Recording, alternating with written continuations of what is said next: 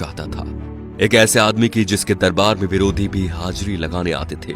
इनका नाम था बाला साहेब ठाकरे। चांदी के सिंहासन पर बैठने के शौकीन बाल ठाकरे खुलेआम धमकी देते थे। ये बात है सन 1990 के आसपास की। कश्मीर में इस्लामी आतंकवाद चरम पर था। कश्मीरी पंडितों को भगाया जा रहा था। अमरनाथ यात्रा चल रही थी।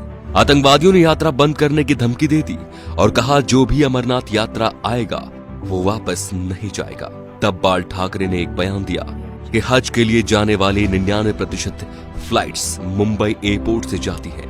देखते हैं यहां से कोई यात्रा मक्का मदीना कैसी जाती है। अगले दिन ही अमरनाथ यात्रा शुरू हो गई। सन 1992 में बाबरी मस्जिद ढहा दी गई तो बाल ठाकरे आपकी अदालत शो में आए हुए थे। जब उनसे कहा गया कि सुना है ये काम शिव सैनिकों ने किया है, तो वे बोले यदि ये काम शिव सैनिकों ने किया है तो ये गर्व की बात है। बाल ठाकरे का बचपन का नाम था बाल केशव ठाकरे, जो वक्त के साथ साथ बाला साहेब ठाकरे बन गया। 1980 के दशक में बाला साहेब ठाकरे ने मुसलमानों के बारे में कहा कि ये कैंसर की तरह फैल रहे हैं और देश को इनसे बचना चाहिए। 1950 के आसपास टाइम्स ऑफ इंडिया के संडे एडिशन में इन्हीं के कार्टून छपते थे।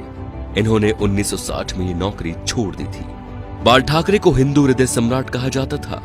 उनका मोदी की तरह बिना देखे भाषण देना लोगों के मन को भा गया। उन्हें सुनने के लिए लाखों की भीड़ एकजुट हो गई थी। बाल ठाकरे जब किसी का विरोध करते थे तो दुश्मनों की तरह, और जब तारीफ करते थे तो ऐसे कि जैसे उनसे बड़ा कोई मित्र नहीं।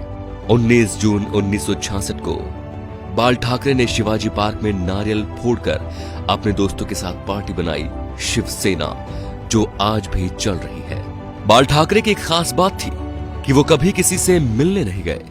बड़े बड़े बॉलीवुड एक्टर बियर पीने और उनसे मिलने उनके घर आते थे, जैसे नरेंद्र मोदी, माइकल जैक्सन। बाल ठाकरे के कुछ स्पेशल शौक थे, सिगार, व्हाइट वाइन एक्सेट्रा।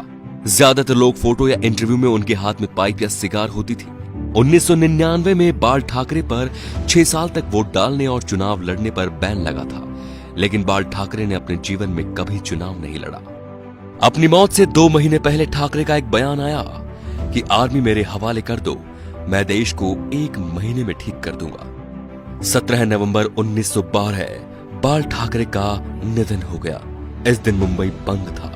अंतिम यात्रा में 5 लाख लोग शामिल हुए। थोड़ी थोड़ी देर बाद एक आवाज उठती है, बाला साहेब। लाखों लोग चिल्लाते रहे, अमर रहे। बाल ठाकरे ना तो मुख्यमंत्री थे और न सांसद, फिर भी उन्हें मरने के बाद 21 तोपों की सलामी दी गई, जो राष्ट्रपति प्रधानमंत्री को मिलती है। ये रुतबा था बाला साहेब ठाकरे का। तो दोस्तों, ऐसे शेर दिल हिंदू सम्राट के लिए वीडियो को शेयर जरूर कीजिए और उनकी महानता को फैलाइए, ताकि आज जो शिव सैनिक या हिंदू उनके सिद्धांतों को भूल चुके हैं, उनके हिंदुत्व की रक्षा का संकल्प याद दिलाएं। जय श्री राम दोस्तों।